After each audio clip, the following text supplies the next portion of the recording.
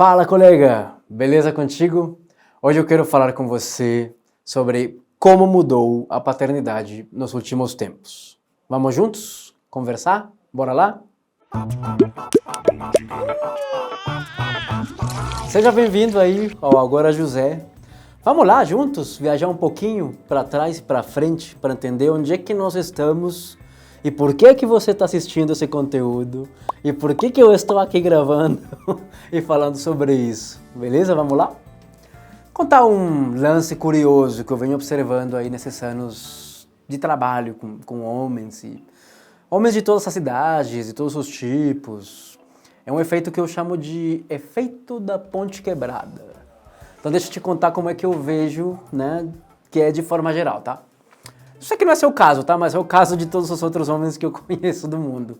Mas assim, de forma geral, cada geração de homens, ao longo da sua história, né, em sua esmagadora maioria, acho que achou, né, que a geração anterior não fez direito. Que fez menos do que podia. Fez, mas poderia ter feito melhor. Cada geração de homens consegue elencar uma série de falhas, de carências, de erros da geração passada, sabe? Muitos começam suas frases falando, meu pai era muito bom, porém, meu pai era muito carinhoso, mas... E ao mesmo tempo, quando você fala com essa geração que supostamente fez menos do que podia, né? Que errou mais do que devia, essa geração que são os nossos pais, basicamente, eles tendem a achar que eles fizeram mais do que podiam.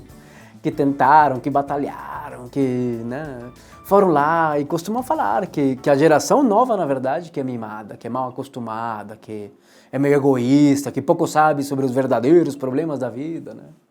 Então eu tenho a sensação que a cada momento da vida teve uma paternidade predominante e umas outras formas de ser pai que foram se desprendendo disso, se afastando assim da prática bem estabelecida para ir criando novas formas de cuidar dos filhos, né? De estar dentro desse sistema familiar.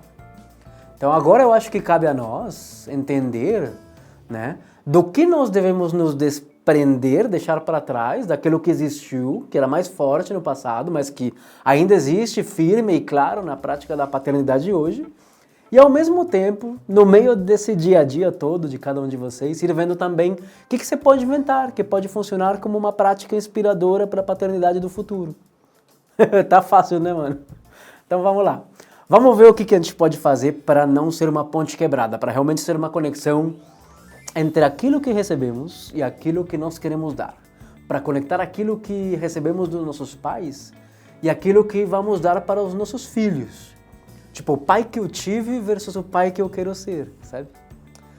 E o primeiro ponto que eu queria trazer para ti, assim, é o fato de que as nossas infâncias, com todas as suas referências, tanto de ausência quanto de presença, enfim, de ícones culturais, exemplos vivos que nos mostraram o que fazem os pais, foram constantemente tocadas por aquilo que aqui nós vamos chamar da paternidade PPP.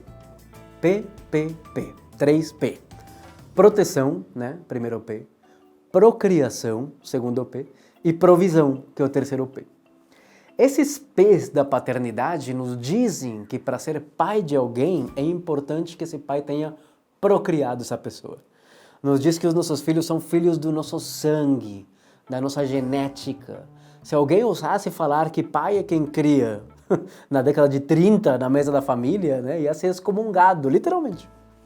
Um pai, para ser bom pai, devia ter um P de procriação alto, saca? Um homem com muitos filhos, um homem com filhos de vários casamentos, né? Um homem que dá o sobrenome aos seus filhos, esse era um pai. O pai que dava o sobrenome era considerado um homem que fazia um grande ato de paternidade. O segundo P, que é o P da proteção, vamos dizer, para falar qualquer um, nos fala de um pai que é juiz, por exemplo, que é controle, que é proibição, limite. Limite é ruim? Claro que não, mas uma vida limitada é ruim. Então a gente vai falar disso num episódio sobre a diferença entre autoridade e autoritarismo, mas busque o primeiro, evite o segundo, né? E é por isso que você precisa ficar ligado no canal aí para ver essas novidades, né? Mas enfim, esse episódio vem com muita informação legal, seria legal vocês assistirem também. Chega aí de merchan, vamos lá pro segundo P. Um pai que define que sua filha só vai namorar aos 68 anos. um pai que não vai nas reuniões da escola jamais, mas se alguma coisa sai do controle, ou precisa de alguém que fale grosso, então ele vai lá pra briga, chega na escolinha, ei, o que tá acontecendo? Protege, mas não cuida muito, né? Protege, mas não deixa viver, experimentar, provar, falhar, aprender, né? Aquilo de estar vivo, né? Se desenvolver, né, pelos seus próprios meios. Um bom pai era aquele sogrão que zela pela sua filha com câmeras, com escopetas, ameaças, né? O terceiro P eu acho que é mais familiar para nós. Acho que a gente ainda vive essa realidade que é o P da provisão. Um bom pai provê.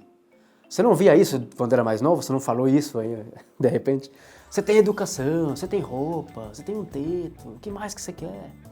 Pô, sério, o que mais que você quer? Eu faço uma lista agora do que mais uma pessoa precisa para viver suas relações afetivas, né? Mas enfim, a provisão era esse pai que dá, que oferece os meios financeiros, que paga a escola, que não deixa faltar, que abre mão da sua vida para trabalhar por horas e horas, longe de casa, às vezes longe da sua cidade, do seu país, para que não falte, para que o dinheiro esteja suficiente, mesmo que o afeto às vezes seja uma conta no vermelho, sabe?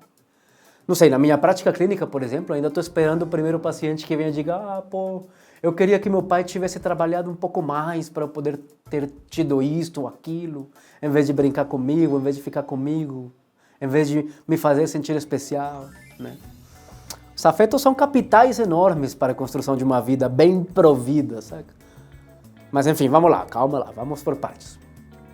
Essa paternidade PPP, né, que outros autores chamam de hegemônica, clássica, tradicional, conservadora, vintage, retrô, sei lá. Essa paternidade hoje está baseada nesses três pilares: procriação, proteção e provisão. E hoje são pilares mais ruídos, menos fortes, menos relevantes para a sociedade se comparado com antes, não? Você não acha? Aqui no canal, por exemplo, aqui no Mamma Mia, o canal do lado, em que duas mulheres tivemos um episódio em que elas vivem plenamente as alegrias e dores de uma maternidade numa família em que não tem pai nenhum. E não tem mesmo, mano. Não tem pai pronto.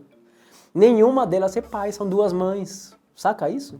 Os pais podem ser pais socioafetivos, por exemplo, podem ser pais de crianças que eles não geraram e desenvolver relações tão lindas e significativas ao ponto de mudar a vida de um e de outro, sabe? Desse pai, porque isso, é um pai de mão cheia, com as suas falhas, com as suas bondades, né? E esse filho também, que tem alguém para amar, alguém para se relacionar. Que sorte a desses dois, né? Procriar já não é uma condição necessária para a paternidade. É isso que eu quero te dizer. E o prover... Bom, eu acho importante que a infância conte com meios. Claro, a infância chega a ser um privilégio às vezes. Mas será que em um país em que as mulheres avançaram, não sem sofrimento e preconceito, sobre o mercado de trabalho, conquistando a cada dia mais cargos, mais poder, longe de um equilíbrio ideal, claro, mas que a cada dia, aos trancos e barrancos, essas mulheres provêm tanto quanto o homem. Às vezes bem mais. Às vezes, não raro, são a única fonte de renda. Como no caso dos 6 milhões de brasileiros que não têm pai no RG. Ou aqueles outros tantos que têm pai decorativo, e não como uma parceria nessa parentalidade, como um apoio dos custos que uma infância gera, né? O amor de pai pode ocorrer na mais gritante das pobrezas financeiras e mesmo assim ser transformadora, ser fundamental. E a proteção, bom, proteção é importante. Uma infância tem que ser protegida, inclusive dos outros adultos dentro de casa em algumas ocasiões. Mas oportunidades de proteção, elas são contadas ao longo de uma vida, né, para a maioria dos pais nos dedos da mão, e tomara que continue assim. Lógico que isso muda se a gente fizer interseccionalidades de raça, de orientação sexual, de gênero, né? Vamos levar isso em consideração, mas o meu desejo, digamos, é que você passe a vida, a sua paternidade inteira sem ter que proteger seu filho de uma situação ameaçadora, que você nunca precise salvar ele da morte, de um perigo assustador, saca? Então eu acho que a proteção, ela assim, se dilui, enquanto o cuidado, ele está aí, nos chamando aos berros. De repente a proteção ostensiva, neurótica, ela deva ser desbravada, desbravada, né? Pelo cuidado, né? As oportunidades do cuidado, elas pululam aos montes, todos os dias.